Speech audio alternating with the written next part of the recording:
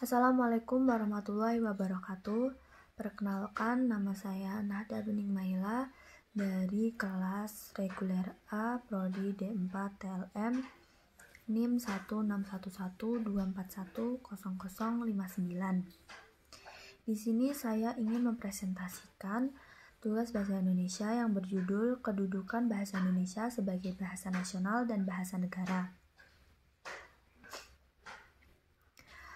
Apa sih yang dimaksud dengan bahasa nasional dan bahasa negara? Bahasa nasional yaitu bahasa yang secara umum digunakan untuk berhubungan atau berkomunikasi antar suku atau daerah. Bahasa negara yaitu bahasa yang secara hukum diakui sebagai bahasa identitas suatu negara.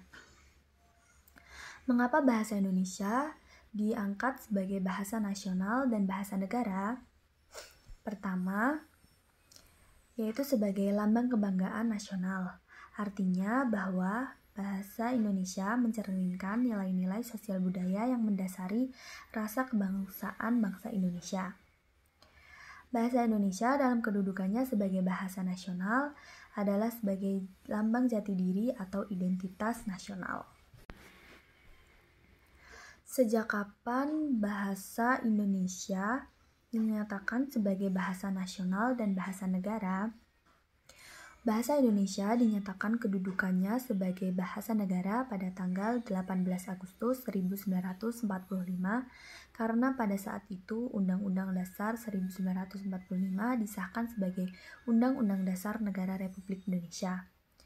Dalam UUD 1945 disebutkan bahwa bahasa Indonesia ialah bahasa Indonesia. Bab 15 pasal 36. Unsur yang ketiga dari Sumpah Pemuda merupakan pernyataan tekad bahwa bahasa Indonesia merupakan bahasa persatuan bangsa Indonesia. Pada tahun 1928 itulah bahasa Indonesia dikukuhkan kedudukannya sebagai bahasa nasional.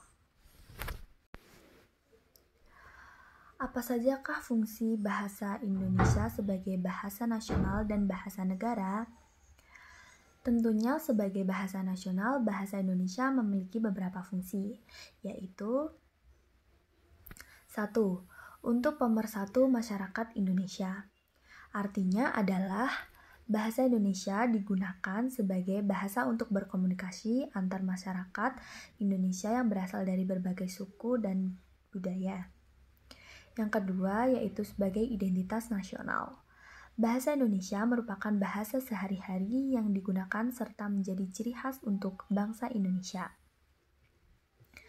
Yang ketiga yaitu sebagai kebanggaan bangsa Indonesia. Artinya adalah bahasa Indonesia dibuat oleh orang Indonesia serta sebagai bahasa pemersatu. Yang keempat untuk berkomunikasi masyarakat Indonesia. Secara garis besar, fungsi ini tidak berbeda jauh dengan fungsi pemersatu atau bahasa pemersatu. Selanjutnya yaitu fungsi bahasa Indonesia sebagai bahasa negara. Yang pertama yaitu bahasa resmi kenegaraan. Artinya, seluruh kegiatan kenegaraan dan penyelenggaraannya harus menggunakan bahasa Indonesia. Yang kedua yaitu sebagai bahasa pengantar pendidikan. Di Indonesia, kegiatan belajar mengajar di sekolah ataupun di perguruan tinggi menggunakan bahasa Indonesia sebagai pengantarnya. Yang keempat yaitu bahasa komunikasi tingkat nasional. Dalam hal ini, bahasa Indonesia berfungsi sebagai alat berhubungan dalam kepentingan perencanaan, pelaksanaan pembangunan nasional, serta kepentingan pemerintah yang lainnya. Yang keempat yaitu bahasa media massa. Penyampaian berita lewat media massa juga menggunakan bahasa Indonesia sebagai bahasa baku. Yang kelima yaitu bahasa pengembangan dan pemanfaatan ilmu pengetahuan dan teknologi.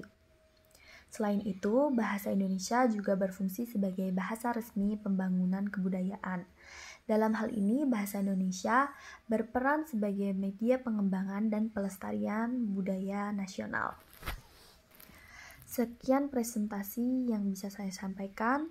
Selebihnya kurang lebih mohon maaf. Wassalamualaikum warahmatullahi wabarakatuh.